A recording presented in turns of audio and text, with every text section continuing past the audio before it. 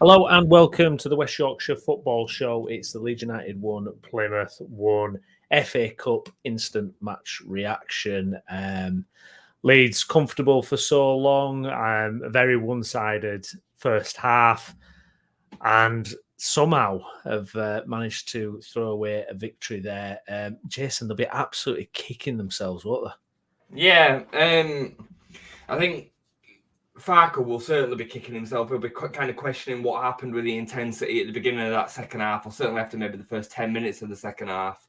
I think the players will.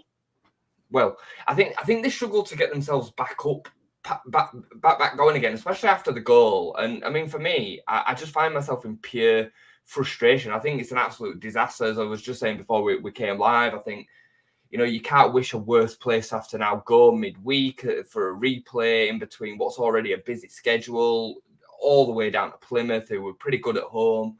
That aside, the distance and the travel and all the effects that it then has on the league games and the form going into the league games, I find myself really irritated, if I'm honest. I thought the second half were a shocker.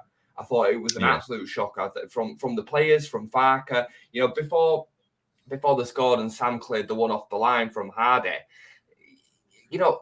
make a change, Daniel. We've been here before. We've had this conversation before. And again, not being revisionist, we're allowed to, assess a game-by-game basis. And today, again, he got it wrong. Like, the starting lineup, I'm fine with that. Understand a rotating squad. Understand it might not be as quite as fluent. But the facts are, it war. I thought the first half was excellent. I thought we absolutely dominated the game. I thought we played really, really well. But then when it's starting to shift away from you, make a change.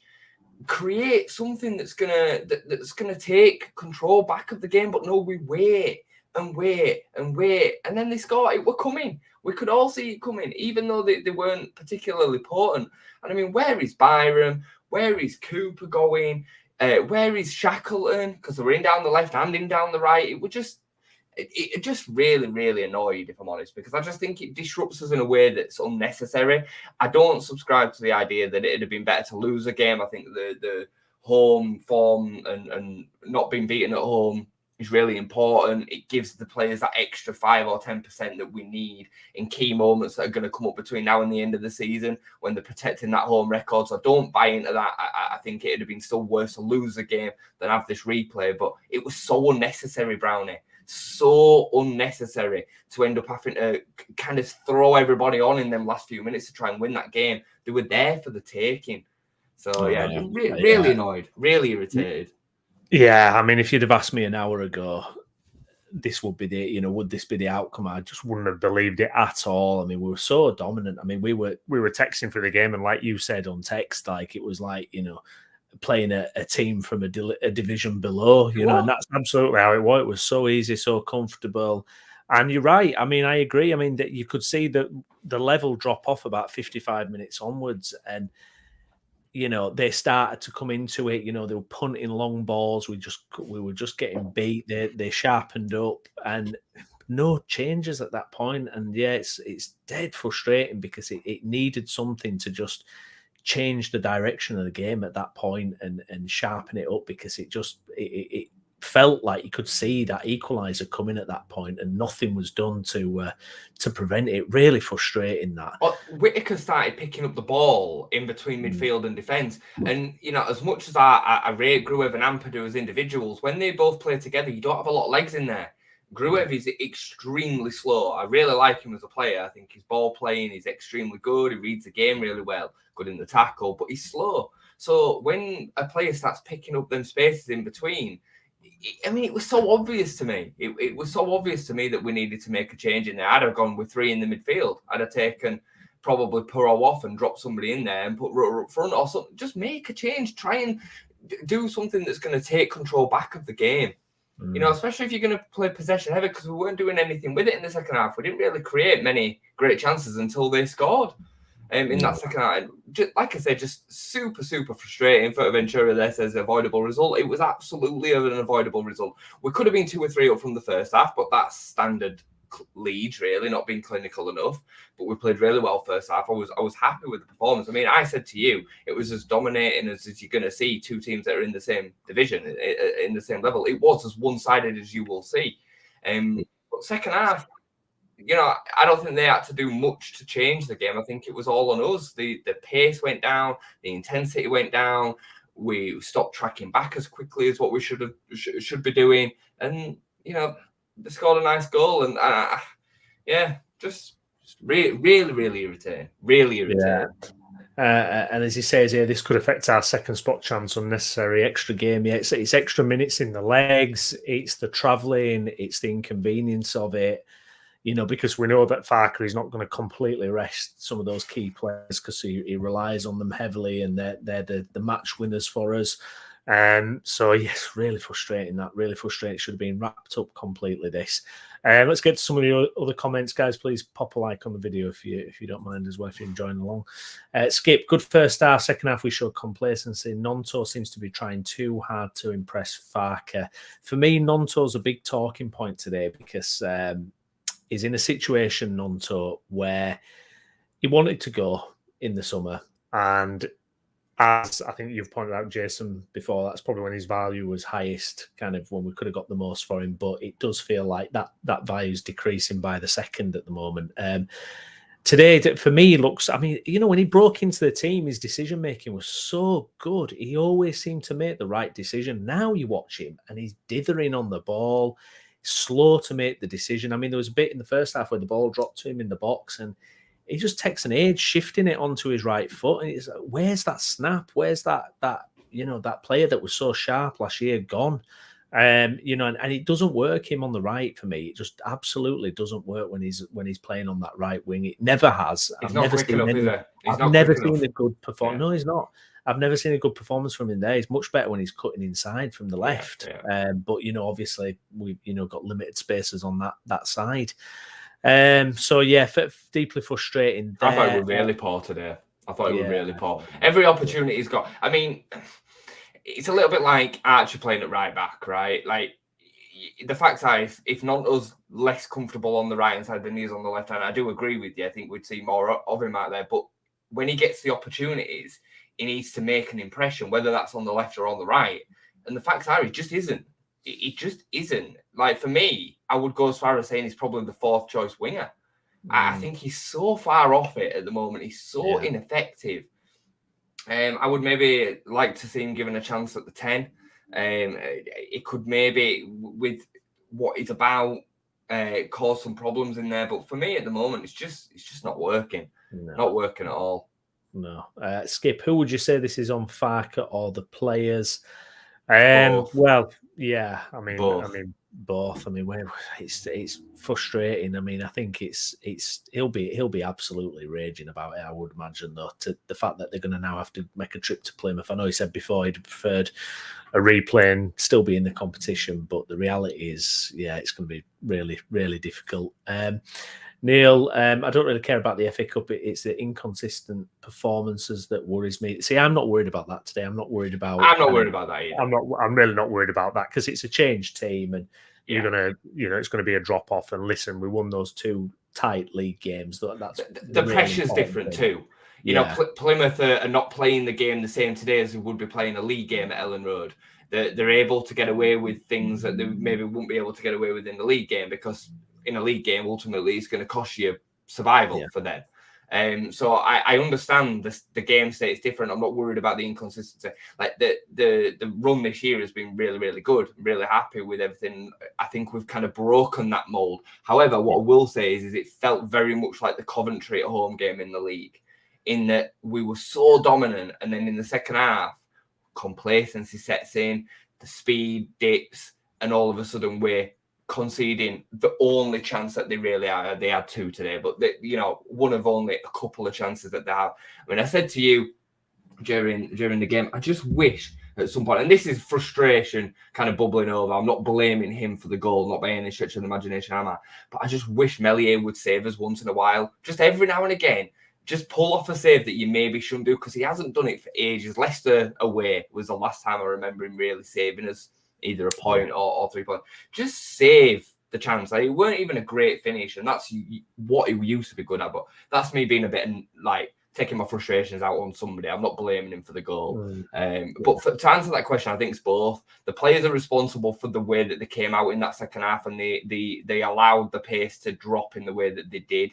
The goal is on them as well, because there were several defensive mistakes within it. But also Farker was responsible for not making a change when he could see the game was sliding away. They were starting to come on top. And we could have changed it. Just a couple of swaps. I'd have brought Kamara on into that midfield, just giving us a bit more legs and pace and energy. But no, we concede, and then, all right, okay, Bamford, get ready. And it's like, it's so annoying. Yeah, it's Bamford, so frustrating. Joseph, go on. Paveda, go on. And then it's that whole thing again, isn't it? Yeah. Like Skipper Loose here, thought we missed Kamara today in the middle. Ampadu and Gruev, too similar. Yeah, it's far too similar. Yeah, it's like a bit slow, and yeah, absolutely.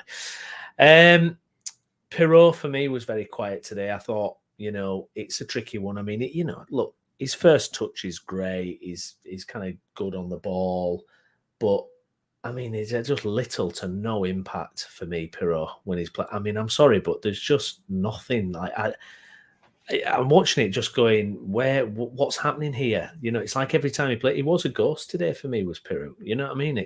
I know it's hard, it's difficult, and it's this problem we've talked about all season when him and Rutter are playing. But I mean, I don't know. I don't know what to do about that, because it's just frustrating. What has he done today, Jason? What has Pirot done? He had the chance early on, didn't he, that he kind of on his left foot struck it across goalkeeper, saved it, decent effort. But yeah, you're right. I think there's a couple of moments of link up, but he ends up dropping way too deep. So then by the time that the ball is then delivered into the 6-yard box, he's not there, which is where you would want him. I'd agree with you, mate. I'd agree with everything that you said, because he doesn't do the work that Pat does against defenders in terms of bullying him and holding the ball up. He doesn't stretch to the defence enough because he's not quick enough. I just think he has to be played in the front too. And that's when you'll see the best of him. I think that's what we've seen, or what you'd seen previously at Swansea. And I think that's why he's struggling. I think he's a real problem, mate. I think he's a real problem. I don't think he starts a game that we really want to go on and win at the moment. No. I just don't see it. At the moment, he's not adapting his game enough. No, what worries me a little bit about this Leeds squad as well is that, we look at that kind of first 11 that started against Norwich and the previous game, you go, that's really strong, that's really good. But it feels like as soon as you get a couple of players out, or, you rest a couple of players, you look at the players below that starting lineup, and I don't know, it's like Nonto, not coming on and making any kind of impact. Obviously, Anthony really did today. Fantastic goal, wonderful goal today. But it doesn't take that much to kind of really dent this squad, I feel. I mean, if we lost a Road on, something like that. You look at that midfield today, you have two very similar players in there because there's nobody else. You've got Kamara, who you clearly want to rest, but then you've got nobody else. Shackleton's at right back, obviously. I don't know. It's the thing is, Brandon, it's a real difficult kind of balance to get right, because you sign another 2 or 3 players that are wanting to start every week. You're then going to get some serious unrest within the squad, because you're just not going to be able to satisfy everybody.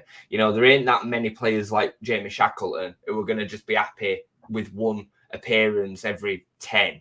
When you kind of just don't have anybody else, or desperately need somebody to come in because of injuries or whatever. So I understand the position that the club are in. I also think that they could easily recruit for the top of the Championship, but then what would that do with our position going into next season? You give somebody a 3-4 year contract, and then you're stuck with them in the Premier League and not being able to properly bolster the squad next year, or you're stuck with somebody. It's a real fine balance, and I you sign somebody on loan that's not played all seasons because that's why they're wanting to drop down to the Championship, but then they're not ready to play. So then how long do you give them to get up to speed, and before you know it, the season's finished? It's like it's a real tricky one. I think if you look at our squad in comparison to all the other squads in the division, I think it's relatively strong. I think it's very strong, actually. If you can call on the likes of Willie Nonto off the bench, as much as I'm frustrated with him and Jadon Anthony, Sam Byram at right back if Archie was injured or out, and Firpo, and some of these players, pretty much every Championship squad would want them. I think today is just on us and the mentality. I do think there's naivety, and it's like Manchester City when they're dominating games. Pep does not let up, and the standards of that squad do not let up. They are so much better than Bournemouth and Fulham and Palace. Week in, week out, these teams that they play and beat, they're so much better than them. But they turn up and they do what's necessary to win that game every single week. They don't let that complacency set in. And I feel like that's where we are. I feel we are so much better than Plymouth, but we don't allow ourselves through 90 minutes to properly just make sure the game is boxed off before we have them moments. It's just frustrating. I don't think it's a squad issue. Still want to see it strengthen, and I still think we will before Thursday, but just really, I'm sorry. I think you're right. I don't want to blow it up out of proportion, and kind of dismantling the whole thing. Because look, we've had a fantastic couple of weeks, or fantastic 2024 really since the start, and we look like we're really gearing up. And look, if we get through that Plymouth tie away, and maybe we can change who we've rested for that game. I'd love to see Rodon and Ampadu rested. I'm desperate. When will that game be? Rest. Great question. Let me see if there's anything up about that actually. I don't know when it will be. Will it be not this week but the next week? I'm almost certain. I heard this a couple of weeks ago when we drew Plymouth. I'm almost certain that it'll fall 4 days before we play Plymouth away. So we play Plymouth on the Saturday in the league, and I'm pretty sure it'll fall 4 days before then. Oh, wow. I could be wrong, but I'm pretty sure that's the week that it falls. I thought it'd have been between I guess so. Yeah, I thought it'd been between the Bristol and Rotherham game, but got 2 trips to Plymouth back to back. That'll be nice, won't it? Not good. Let's have a look at some of the comments. And Michael Brown, I think it was inevitable that Leeds' performance would drop off, especially after having 2 hard-fought back-to-back wins. Leeds really need to take their chances that fall their way in the first half. Let's talk about some positives. Jaden Anthony's goal. I mean, the footwork. I mean, that's kind of Anthony. If you had to kind of put together a highlights package of Anthony and say, what does he do best when he's on fire? That's what he does, doesn't he? Cutting inside, dribbling and smashing it in the roof of the net. I mean, what a fantastic goal, really. Yeah, it was a great goal. And I thought he played really well first half. I thought he really imposed himself on the game. Great footwork to take him inside, confident strike of the ball. And, he's had some weird reactions from fans this week. I mean, fans have been getting at each other back and forward all week about it. And I just find it a bit unnatural in some of the reactions to it. I know me and you spoke before we came on air last game, and I said to you off air, I didn't think Jaden Anthony had a great game, but there's absolutely no way that you can give him anything other than huge credit for even being on the bench, let alone going out there and playing in front of 36,000 people after losing your mum at, Jaden must be 23, 24, something like that.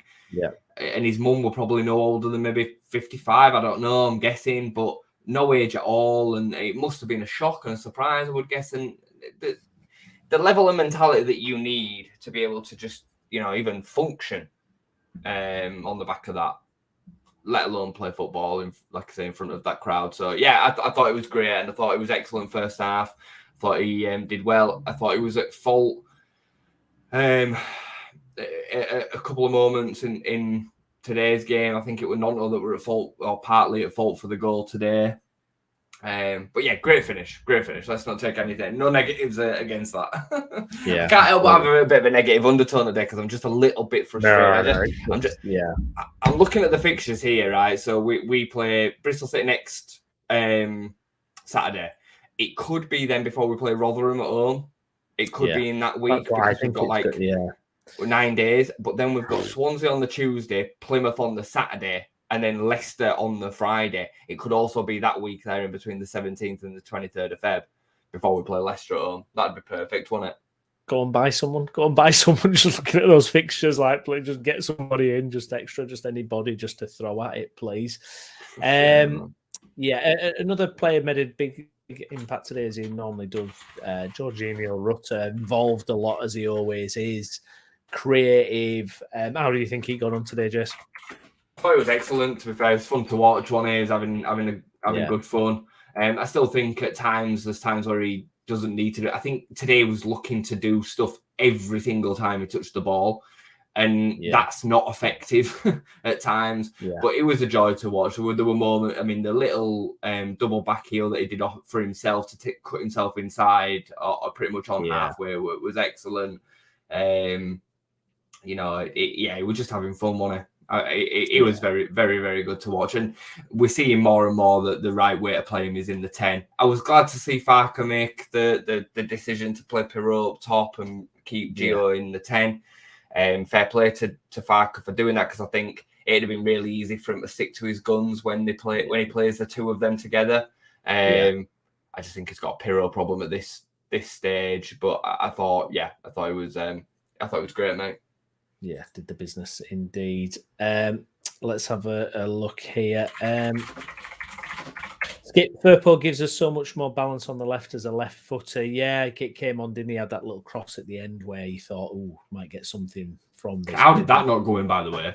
Oh, I know. It just, They kind of got like each other's way, didn't they? When Pat first came on that header as well, I thought, he's come on and he's going to have bailed us out here. We're still waiting, by the way, for Farker's post-match comments.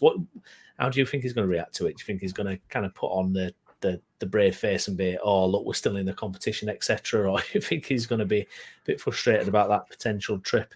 I would imagine he'll be really annoyed. I would imagine that he's going to be really irritated. I bet he'll probably be a bit bristly in the presser, because there's no way that he can be happy with that. The performance in the second half and the fact that he's having to go to a replay, the likelihood is it's going to go to a replay. We have potential for more injuries, more fatigue. We maybe get through, and then draw Liverpool or Man City or whatever and go out in the next round anyway, while taking more damage than we need to, or we go all the way down to Plymouth and lose. So it's just I can't imagine that it'll be anything other than extremely frustrated, mate. No. Slightly off topic, but an interesting one as well, Michael. I hope Leicester sell a talisman Dewsbury Hall to Brighton in this transfer window before Leeds have to play them. Yeah, interesting one that, wasn't it? Came through last night that about £30 million Brighton and Leicester have agreed a deal for Dewsbury Hall. It was like, oh, really? Okay. Out of nowhere, wasn't it? Could be a bit of a psychological blow, possibly, to Leicester. Who knows? I mean, it's still obviously got masses amount of quality, but yeah, a bit of a surprising one, isn't it? I think it's a big deal. Leicester are only 9 points in front of us. They're only 7 points in front of second. They're not out of sight. We've seen bigger gaps closed. They've been on a little bit of a wobble recently anyway, dropped points. They've lost other players. Indeed, he's out for another 3 months. Casadei has gone back to Chelsea.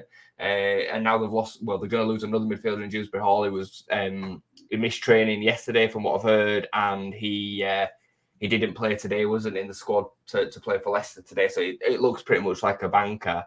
I would say it's a big deal. I think they're catchable. I don't think they've looked good all season, if I'm honest. I don't think they've ever looked great. No. They've won games, and they keep on winning games because of the individual quality that they've got, but I don't think they're great. I think Southampton, if anything, are a better side. I think we're a better side.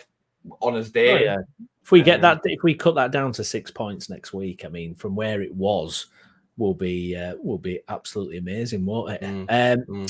One here from Scott. Thanks for your comment, mate. On the return fixture against Plymouth, do you see you playing a weakened side in the fixture? I think we got to really. I mean, I mentioned it earlier, but I would like to see some of those players that played today rested. And I don't know how you build the team without Ampadu, Rodon, and even Rutter, but just do it. I don't care really. I'm at that point where it's like, let Poveda start in the 10 for Rutter, bring Charlie Cresswell, who looks like he's now going to stay, bring him in. Central midfield, I don't know, drop Shaq in or something. Just please rest some of those players, because I think if we lose any of those three, Rodon, Ampadu or Rutter, I think we're it's going to make it a real difficult task. I just think, we've got to protect these players, and I was surprised all three of them started today, to be quite honest. We've seen it before, haven't we? We've seen this before with Daniel Farke, like especially Ampadu. He just wheels them out every single game, and maybe he doesn't need a rest, or maybe he's saying that he doesn't need a rest. Maybe all the metrics are showing that he's still doing the same amount of leg work, and he doesn't need the time out of the team. I said this the other day. He's been playing centre back, so the likelihood is he probably has got a bit more in his tank anyway than if he'd been playing midfield. But I'm starting to edge towards the thinking that, especially in these games that we are dominating, and I said this might be the case, that Ampadu starting at left centre back is the way forward. I think he gives us so much more than Pascal bringing the ball out of the back. I think he's defensively sound enough anyway, and it frees up Gruev to play in that role, and then Gruev can play alongside Kamara or Gray. I think it's a far more balanced midfield than Ampadu and Gruev together. And I think Ampadu and Kamara together, as much as we've seen that they are good, I think having the natural balance of Gruev being left-footed on the left side is better. So yeah, it's an interesting. Let's not beat around the bush. We had more than enough on the pitch today to win that game comfortably, with rotation. And I would think even with a bit more rotation, we could still easily beat them home or away. It's just annoying that there's going to have to be some first-team players wheeled out there again with more potential risk for injury and more potential risk for fatigue. Days before we're playing, massive games against Rotherham, Leicester, whoever. Yeah, it's huge that everybody's as fit as possible going into them games. Yeah, absolutely. I mean, every game now in the Championship it's so much riding on it. So much riding on it now. And you just don't want to add unnecessary tiredness and I mean, it's a sapping trip, isn't it, down to Plymouth? I mean, it really is just a long way. It's a long way, isn't it? And midweek, that is what it's going to be, and it's just really uncomfortable. Skip, basically, the team was more than good enough to beat them today, especially at Ellen Road. Anything can happen now in this extra game at Plymouth. No one else to blame but ourselves. Yeah, I mean, it feels like that, doesn't it? Just before you go on, the 5th round will be played week commencing the 26th of February. So that then means that it can be anywhere between 26th of February. Wow. So that'll be after the Leicester game. The 5th round. The next round. Sorry. Yeah. So the replay is going to be played anywhere between now and then, basically, Annette. So it's going to fall within the Rotherham, Swansea, Plymouth, Leicester game somewhere. It's going to fall within them 2 weeks. So we're going to have to kind of see what impact this is going to have on us. I think it'll be before Rotherham. I think it'll be in between next Friday, the 2nd of February, when we play Bristol, and the Rotherham game when we play. I think so, because I think also Rotherham at home, if you've had a long midweek trip, on the Wednesday, Rotherham at home, you would think is a bit more of a gentler way back into it than what some other games could have been. Although, that complacency thing, hopefully we nip that in the bud. A couple of comments coming in from Argyle boss Ian Foster. So he said, and he's probably bang on the money with this, we paid them too much respect in the first half. They're a wonderful team. Once we played on the front foot, we showed what we were capable of. And if anyone was going to win it in the second half, it was going to be them. We'll make it as difficult as possible for them at home park. Yay, just what we want to hear. He's right, though. He's right, because they built up ahead of him. I mean, Whittaker had a big chance with like 30 seconds to go. Cooper put in a fantastic tackle to stop them winning the game. Yeah. So, yeah, I agree with him. And bear in mind, this is the Plymouth team as well, that we're missing 4 or 5 first-team players. The 2 that they've been playing in midfield since Foster's come in, Adam Forshaw and JB, and both of them come play today. So, yeah, one of them, isn't it? Yeah, we're still waiting for Farke to come out and do his post-match. I don't know what goes on with Farke, but he's always kind of like miles after the other manager every time. We're kind of waiting on these streams. It's like, is he talk anytime soon? Where's he at? Craig, sorry, just a couple of days left to sign a proper goal scorer and 2 defenders, or we aren't going up. We ain't signing no goal scorer. Let's forget that right now. No. And I mean, I don't even agree with that, if I'm honest. I know that we could be a bit more clinical, but we bang goals in for fun. Like, we've got so much dangerous threat up there, and I think Joel Perreault has proven to be a clinical, deadly striker in the Championship with over 20 goals in both the last 2 seasons. We're not playing to his strengths to put him in them positions. That's a tactical thing. And I would argue that Pat, is as good as anything that you're going to get at this level when he's fully fit. You have to remember we're in the Championship. We ain't going to get a deadly, lethal striker that's better than them two, because if they were that good, they'd be in the Premier League. So I don't agree with that. I think there's definitely spots within the squad that need filling and strengthening. But right now with Pat fit, I wouldn't say that's one of them. No. We have got a bit of Farker reaction now to the draw. Leeds United, we never go the easy way. We wanted to go in the next round today. The first reaction is disappointed. I'm struggling to be annoyed performance-wise. We played a good side, and the problem was we didn't kill the game. Leeds United, we never go the easy way. I know, we don't help ourselves, do we? True story. Yeah, it's going to be fascinating to see when that actually gets put in. Just back on the Leicester Dewsbury Hall thing here, Michael. Rumour has it Leicester is cash strapped. Their owners took a hit during COVID as they are in the hospitality business, and they've taken out bank loans. And Winks and Cody and desperately need promotion. I mean, I've heard the same. You don't want to wish ill on financial institutions, blah blah blah. But if they're cash strapped and they have to sell and they don't replace or reinvest that money immediately in the window, then that's a fantastic thing for us. 100%. I would absolutely love that. Because we seem pretty much on sound footing. Mm-hmm.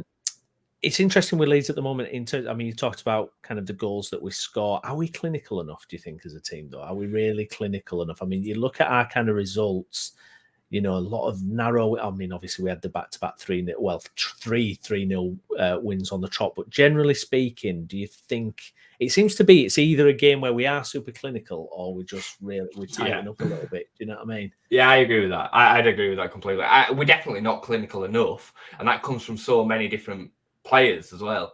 Whether it be Nonto, Somerville is guilty of that. I'd say Dan James has been pretty clinical this season. I think when he's in front of goal, he's been banging them in.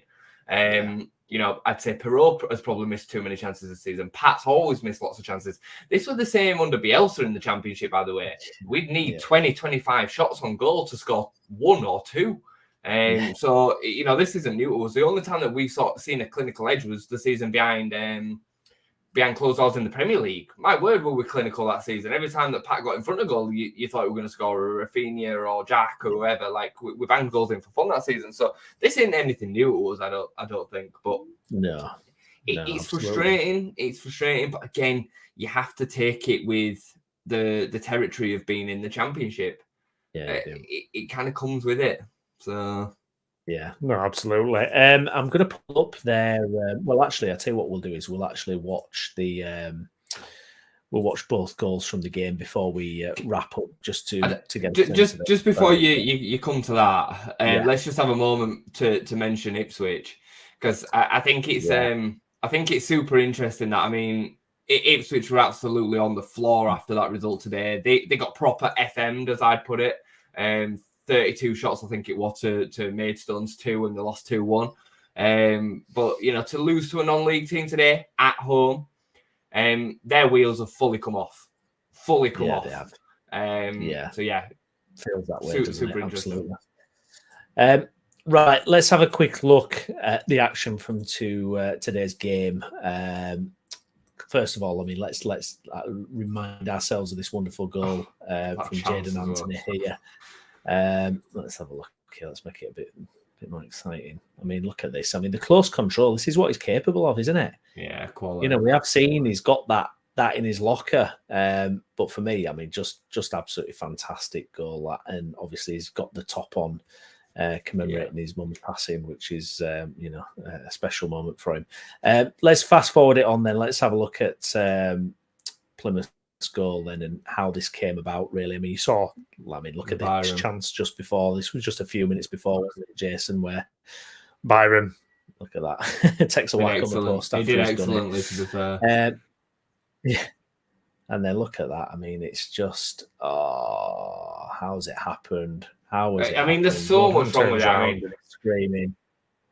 It there's doesn't so probably much go wrong with it. Back enough, far enough to highlight. There's a couple of people just jogging back, and look where Byram is, though. Why is Byram? Byram's followed the attacker into the middle of the goal. That needed to be left to Cooper, but Cooper had been dragged all the way over. Look where Cooper is here. Oh, dude. But, I mean, if you have a look, no, it's okay. If you have a look where Cooper is there at the start of that, Cooper gets dragged all the way over to basically in behind Rodon, which then drags Byram all the way over. It's just terrible defending. It's shocking, isn't it? Anyways, putting this one to bed today. We're not out of the cup. We did a debate show, and guys, if you want to listen to mine and Jason's debate show, we kind of go through Leeds United's history with the FA Cup. I was quite excited for today, actually, but it's kind of soured it a bit that there's going to have to be a replay. But never mind. It's a huge game next Friday, Jason. It's huge. Bristol City away. It's an opportunity to actually go into second, albeit a couple of games ahead of the other teams. We just got to shake this one off, haven't we? And really try and focus on that one, get the business done. 100%. It's a massive game. Massive game. Forgetting the cup, putting that aside, the run this year, has been excellent. We've ground out some really difficult wins. Ashton Gate's not an easy place to go. And, they're a decent side. They'll be expecting to be able to get something from that game. We got to go there and do the business. We've got to go there and do the business, keep this pressure up. And, hopefully with 3 points, we'll find ourselves into second place for the first time this season and put some real pressure on Southampton. Yeah, absolutely. Just one note of caution here, though, Paul. DJ's a huge miss. Yeah, Dan James is going to be massive today. Yeah, he's going to be. He's going to be. I mean, what do you do in that right wing for you then? Because Nonto, it doesn't really look to work for me. I don't know if Anthony might have a similar problem because he's another one who likes to cut inside. You've not really got anyone who likes to do what James does, really, have you, in that squad? There's the argument you could play Rutter there. Yeah, well, yeah. Actually play him in his actual position, because bear in mind that's where he had always played throughout his professional career. And then you find a role in the 10 for someone else, as long as it's not Pirro. I tell you, just a slight mention for Poveda today, because I thought he did all right. Came on, he was energetic, he's tricky, he's silky, he made stuff happen, he was working his socks off. Not again saying that he should be starting, but as a potential for being in and around that squad to change games, I definitely think he's got something to offer. Yeah. Maybe it's time to be a little bit more tactically brave from Farker and maybe try something where you move Rutter to the right and give one of these guys like a Poveda a start next week. I don't know, because we can only look at what Nonto's done in this game and what he's done previous on that right wing, and it just doesn't work. Now, maybe it'll click, maybe it's just game time, I don't know, but the problem with playing Rutter on the right in this system is that defensively the wingers, Somerville and James, work so hard to get back, but sometimes they're then not. Rutter offers us so much when we go back the other way quickly, and if Rutter's 5 yards outside of his own box defending the right hand side, when the ball breaks back the other way, he's not going to be able to be as influential from the right wing as it would be in the 10 spot, where he doesn't have to do that kind of legwork. So I understand the difficulties, but that's for what Farker's paid the big bucks to kind of figure out. But I do think there's an issue out there with James injured. I think there's an issue. I would argue that the signing of potential signing of Manuel Benson or a couple of the other names that we've heard for that position, I understand why they're being talked about, because I do think there's just that little bit of a lacking quality when it comes to Anthony and Nonto playing on the right side when Dan James is out. Yeah, absolutely. It's weird with Nonto as well, because he has got a good cross on him, and he's not slow. Do you know what I mean? No. But it just doesn't quite seem to work the same way. Well, final thoughts then, Jason. We're still in the FA Cup. It's not going to be the greatest trip in the world down to Plymouth for a midweek game, but we can't let it distract away from the league, can we, really? We've just got to make sure that we give as good as we've got. Leeds United's next 4 away games are now Bristol City, Plymouth, Swansea and Plymouth. 1,518 miles. Lovely. But yeah, can't distract away from the league, mate. That's the priority. today is a bit of a damp squid, bit of a sickener, more because of the consequence of playing that extra game. But it is what it is. It's done now. We're still in the cup. We get to see who we get in the 5th round. And we take it from there, don't we? And you know what? Ultimately, if we go down there and play a weakened team and lose, it is what it is. Yeah, it is what it is. It is what it is. Exactly. Okay, if you enjoyed the video, please do pop a like on the video, subscribe to the channel as well. Myself and Jason will be back. Also, just to let you know, we've got a transfer deadline day special coming up on the channel. We'll be live with you during the course of the window closing. So we don't know if there'll be anything going on with Leeds at that point. There could be, might be, but yeah, we're going to have some fun and games with the other guys as well then. So please join us for that. But thank you very much for watching. I've been Stephen Brown, and with me has been Jason Booker. Jason, thank you very much, mate. Thank you, mate. And we'll see you next time. Thanks for watching.